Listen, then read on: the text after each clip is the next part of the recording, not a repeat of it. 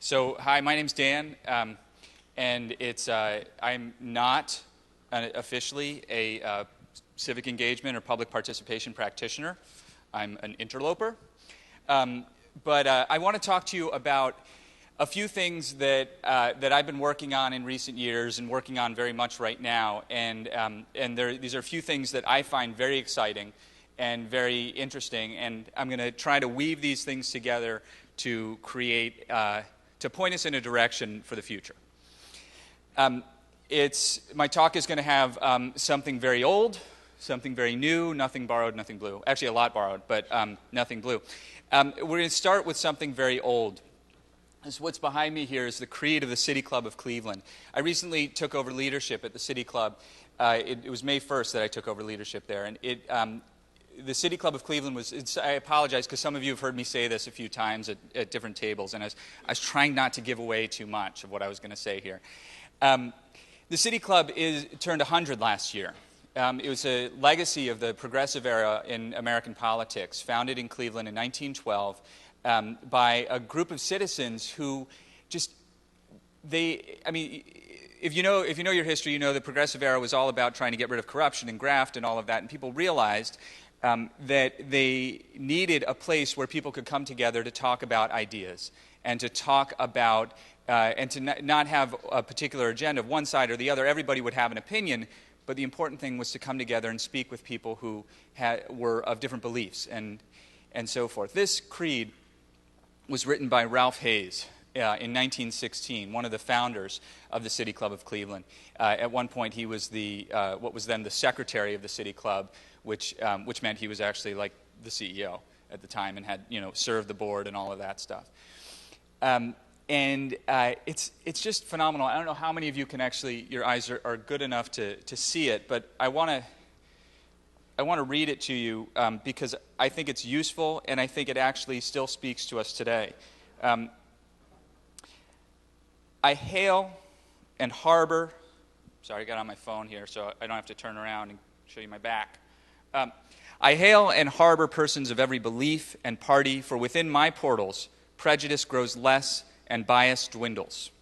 I have a forum as wholly uncensored as it is rigidly impartial. Freedom of speech is graven above my rostrum, and beside it, fairness of speech. A rostrum, by the way, is a stage on which people speak. I didn't know, I had to look that up.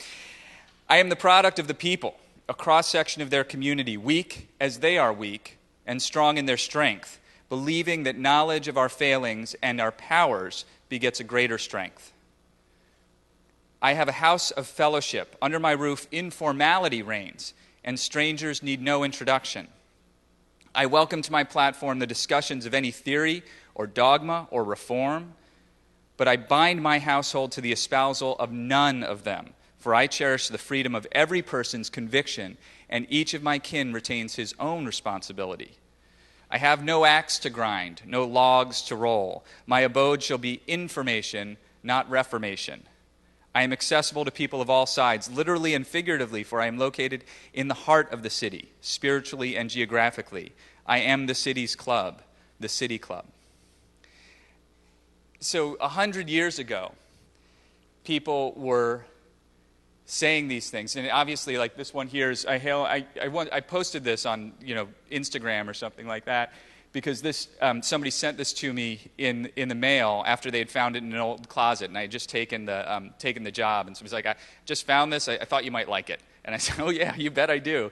And immediately somebody's like, oh, what about women? I'm like, okay, yeah, right, 1916, like it's got a historical context, I get it, and that's why we changed it.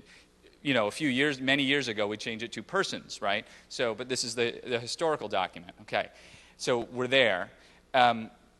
But it is, we've heard in the beginning of the conference, people have been talking about the need for people to come together regardless of their political beliefs. And there was a young woman, Acme, at the NCDD thing before this event started, and she said, she's a sophomore here at Tufts, I think, and I don't think she's here right now, but she said, unless we can come together, and unless we can come together with people who believe differently than we do, we're lost. Well, that's exactly what they were thinking 100 years ago when they established the City Club of Cleveland. The City Club is the longest-running free speech forum in the nation, but at the time there were dozens of them. There was a City Club of Chicago and St. Louis. There was a City Club of Boston. The Commonwealth Club in California. Also, 5 minutes, really? Already? The Commonwealth Club of California is a legacy of that era as well. And the City Club of Cleveland is the longest continuously running free speech forum in the nation. So it's a hefty, hefty weight on our shoulders in Cleveland to continue to provide a free speech forum. When it was established, people said it would be, officially it was a social club with a civic purpose. A social club with a civic purpose, which I feel is a really, really important combination of things, a combination of goals, to bring people together because people like to be together, and then give them a civic purpose, give them a reason, imbue that moment with something bigger than just themselves and their own opinions. And so we continue to do that today. We're hosting the next mayoral debate for the city of Cleveland. There will probably be only one debate because we'll be hosting it. There may be another one, but if there was only going to be one, it would be hosted by the City Club. We host Senate debates, congressional debates, and conversations with local leaders like the CEO of the local urban league and national leaders like Nancy Pelosi and Grover Norquist and people like that. So we do bring people together. So that's the old stuff, which is actually kind of new to me, but the newer thing, and many of you are familiar at this point with the civiccommons.com, which was a project that we founded. It began in 2010. And I wasn't aware of this history of the City Club at the time, the social club with a civic purpose. But the thing that I would say that when people are like, well, what is the Civic Commons? Well, I'd say it's social media for civic good, or Facebook for shit that matters. And that people seem to understand that, because by 2010, 2011, everybody understood that what Facebook and Twitter were doing, and that they could be leveraged at times for civic good. They could be leveraged to bring people together to advance a policy agenda or advance a civic goal, but those tools weren't designed explicitly for that purpose. They were being kind of hacked. It was like a form of civic hacking. And so we thought, well, could we make a social media environment that's designed explicitly for civic purposes, for civil civic dialogue? So I won't get into a whole lot of the big Civic Commons story, but the point is that we implemented certain design elements to the civiccommons.com to make it about civic dialogue. It's founded on principles, 7 different principles. And I was reminded about the importance of principles yesterday, Sandy, when we were talking about the core principles of the NCDD work and the core principles of every good public participation project. So our core principles were civility, transparency, optimism, participation, diversity, credibility, and a sense of entrepreneurship. The 2 most important to me were transparency and civility.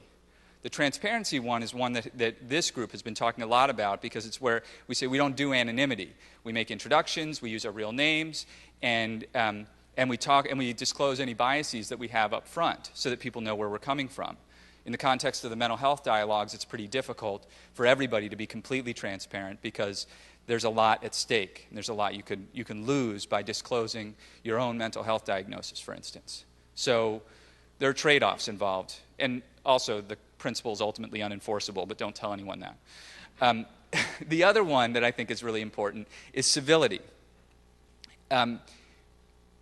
We agree that the way we define civility, and not everybody defines it the same way, but the way we define it at the Civic Commons is we are as interested in one another's opinions as we are in our own, and we act like it. These principles, when you create an account at the Civic Commons, and I know many of you have, when you create an account, you're presented with these principles. And you have to check off a box that says, I'm totally on board, and I'll do my best to uphold these principles. We don't require you to promise absolutely to uphold every principle all the time. We just ask you to do your best. And that's sort of part of the optimism piece, that we that we come from a stance of believing that people are trying to do their best and are trying to look for solutions to problems. The other piece of design that I like to talk about, and there's a lot of different design elements that went into this, but the other piece of design that we think sort of pushes people towards constructive, productive, civic dialogue is a rating system.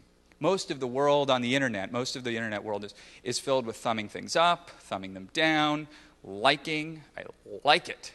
And, favoriting, putting a star on something, and it's all a form of, attaboy. But it's always very awkward, right, when somebody sort of says, shares, really awful things, not really awful things, I'm having such a terrible day, just found, this happened just earlier this week. My friend Jack, his best friend died, and he was talking about it on Facebook, and he had, 17 likes. It's just, it just doesn't, yes, right? I'm there for you. I want to put my arm around you, Jack. I don't really like that this happened. And so is inadequate. What we did was we created 3 different ways of supporting somebody's comments and saying that you like them. You could rate them as either inspiring, informative, or productive. Inspiring, informative, or productive. By putting those ratings there as options, you actually are nudging people in the direction of being inspiring. I'm sorry, it's not productive. It's been a while. It's 3 months since I worked there. Inspiring, informative, or persuasive. Pardon me. I knew it was a P. Inspiring, informative, or persuasive. And by putting those there, we actually feel that you encourage people to be inspiring, informative, and persuasive. If you know you're going to be judged according to those terms, you kind of subtly, you wind up trying to be those things. And so we try to create those kinds of opportunities. The point that I'm making in talking about what the City Club did 100 years ago and what we were trying to do at the Civic Commons is to point out that none of this is necessarily new. This all comes from a basic, primeval human desire to make our communities stronger. And I think that sometimes we come at these things and we think, 5 years ago or 8 years ago when I got to Cleveland, I would have looked at the City Club of Cleveland and been like, there's a bunch of old white guys there. It's a dusty old institution. Who cares? I'll go do my own thing, right? And I think people see that and they say that about a lot of old legacy civic institutions. But things are changing. Leadership in these organizations is turning over. Boards of these organizations are realizing that to remain relevant, they need to change the leadership. They need to change the direction. They need to point their compass towards where it is that the community is going, and help lead that, and help bring more people in through the use of technology and so forth. So don't discount these organizations, these legacy civic institutions, because they have the ability, they have this tradition and this ability to bring people together. They're already seen in these ways, and they have a lot of history of doing that. And so by partnering with them and helping them change and evolve, there's a tremendous amount of power. And I know my time is up, but I want to just put another sort of footnote on that, which is about the importance of media. Legacy media institutions in particular have no idea what they're doing anymore. They literally are so frightened, and they are, they're really only propelled at this point by momentum, because they've always been doing it, and they still have enough cash in the bank. But they really don't know what the world is asking of them, and they've lost their way. They've forgotten what it means to do engagement and what it means to occupy that holy place of the fourth estate, of holding government accountable. And they can be great partners, and they actually do want to partner with civic institutions and with civic processes and public participation processes, but they don't know how.